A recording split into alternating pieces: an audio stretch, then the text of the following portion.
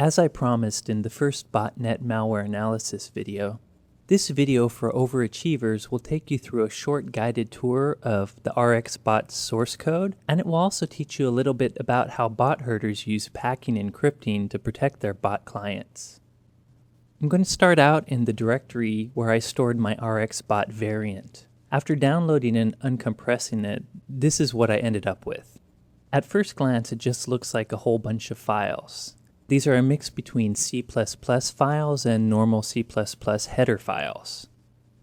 But if I scroll down a little more, I see some different types of files.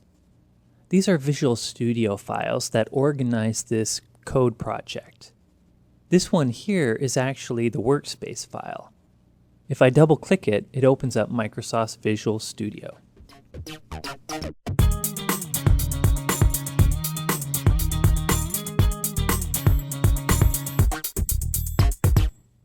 In Visual Studio, we see this project is divided between source files, which are the C++ files, and header files. The main thing I want you to notice about this code is that it's very modular. Each individual feature for the RxBot has its own code module.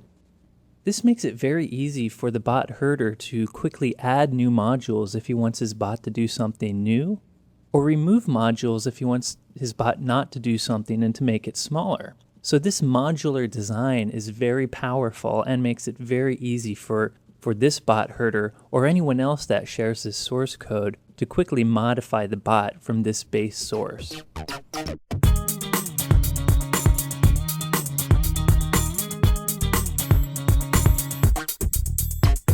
So let's jump right in and check out RxBot's configuration file. This file is found under the headers and is called configs.h. We're going to go ahead and open this file, rearrange the screen a little bit, and go through it line by line. Starting with the first thing it's asking for, the server port. This represents the port your IRC command and control server is going to use.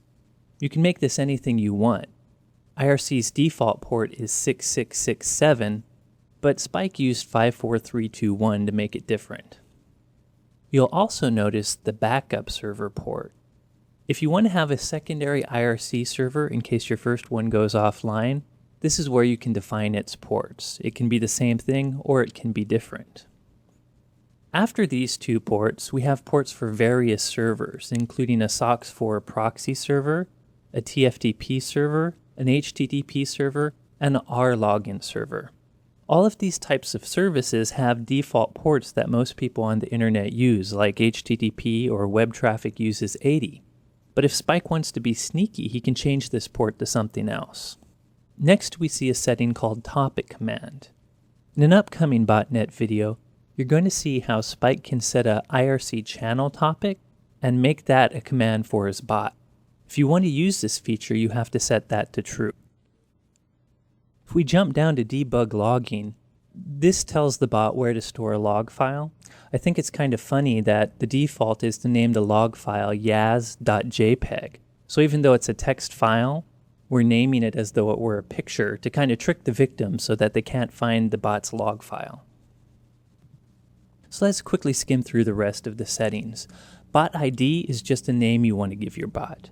The version is what particular bot version you're running. You can totally make this up or use whatever the bot is. The password setting is obviously where you set what password you're going to use to connect to the bot. The server is the IP you're going to use for your IRC command and control server. The server pass is the password you're going to use to connect to that IRC server. The channel setting is where you tell your bot what channel to join by default. And of course, the channel password is the password it needs to use to join that channel. We also have server 2, channel 2, and channel pass 2, which are all the same settings as I mentioned before, but they're for the redundant backup IRC server if you chose to configure it. File name's kind of interesting. It's the name you choose for the actual executable file that resides on the victim's machine. In this case, it's stored in c:/windows/system32. Spike chose the name avscan32.exe since he figured people would think it's an antivirus scanner. Next is the name of your log file for keylogging. The next setting, value name, is also interesting. It's the value name for the registry entry RxBot's going to add in order to automatically start itself on the victim computers. Again, Spike called it AV scanner to convince him it was an antivirus scanner. Let's skip a few of these settings because they're not that important and drop down to exploit channel, keylog channel, and packet sniff or psniff channel.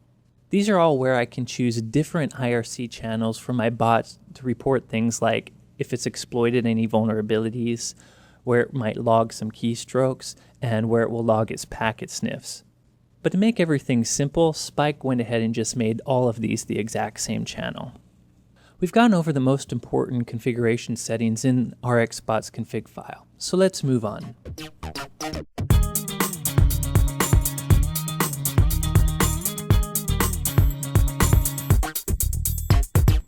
So you've seen how modular RxBot's source code is, and you've had a good look at its config file.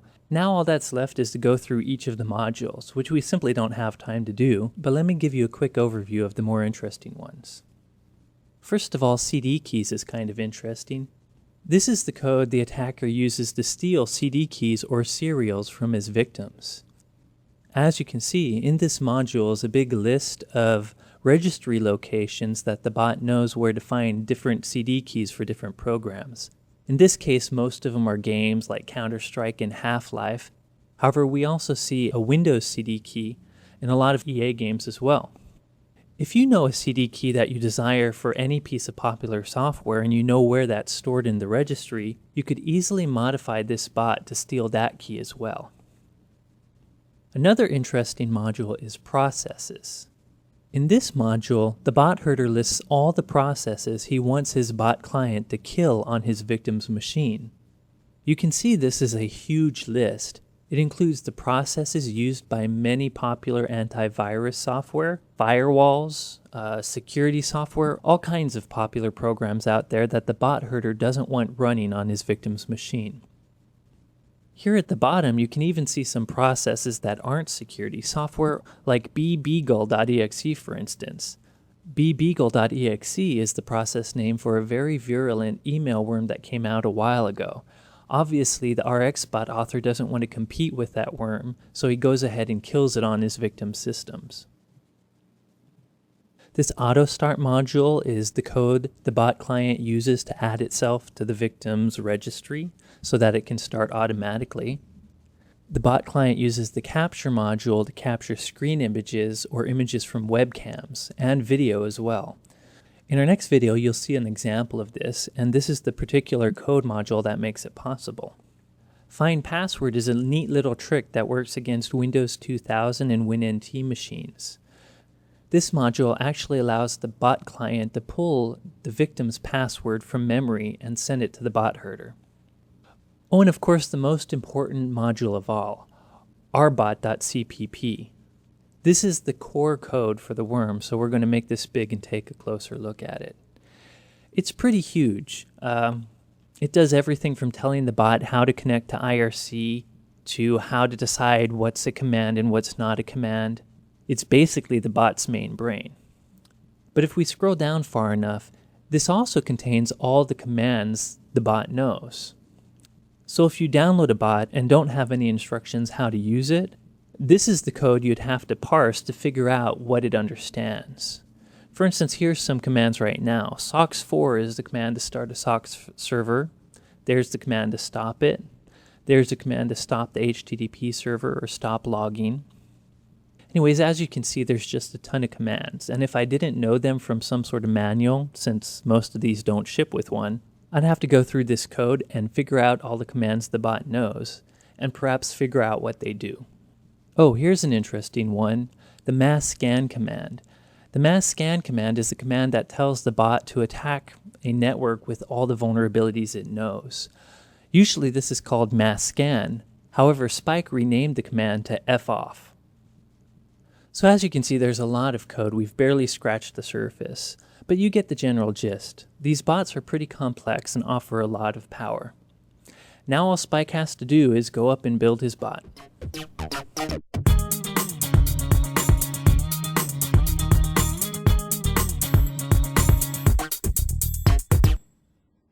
After compiling their bot client, An attacker can put it through two optional processes that will help it spread more easily and bypass a lot of security vendors' software. These processes are called packing and crypting. Packing makes the bot client smaller. Smaller files spread over the internet much quicker. Crypting encrypts the bot client so that AV scanners and other security software can't detect it. As you can see, I'm in a folder with three files: rbot.exe, which is my rbot client I compiled earlier, pepack.exe, which is my packer, and this file here, which is an underground crypter that I just downloaded recently. Before we pack and crypt it, I'm going to show you what happens when antivirus vendors scan our unmodified bot client. I'm going to a site called virusscan.joti.org. On this site, you can upload a suspicious file and have it scanned by many antivirus engines. We'll start by uploading rbot.exe. Remember, this is the version of rbot that has not been packed or crypted yet. This process takes a little while, so we're going to speed up this video. Wow, look at that. Already many of these antivirus vendors have detected this accurately as rbot. So now let's go back to our folder. First, we're going to start by packing our rbot client. To do this, I go to the DOS prompt and type this command. This will pack our bot client and generate a file called output.exe. I'm going to rename this file to packed.exe so I remember what it is. Notice the original rbot.exe file was 354 kilobytes, but this new packed file is 149 kilobytes, much smaller. This smaller file will spread much more easily over the internet. Next, we're going to run our crypting utility called Poison Ivy. All we have to do is open the packed.exe file we generated a second ago, and then press build. Next, we give a name to our new file. I'm going to call it crypted.exe. And just like that, we've crypted our bot. Notice, however, the file size is larger again. Encrypting bot clients tends to make the file size bigger. However, it would have been much bigger if we hadn't packed it earlier. Now I'm going to go ahead and upload the crypted file to virusscan.joti.org. Again, we're going to speed this up since it takes a while. So already we can see a lot of antivirus vendors that detected our bot before are not detecting anything in our packed encrypt file. In fact, if we let this scan continue, none of the antivirus vendors detect our new packed encrypt version of our bot. So there you see the benefits of packing and encrypting your bots. By putting their bot clients through these two extra steps, bot herders can take old bot code that was previously detected and make it totally undetected again. Pretty scary.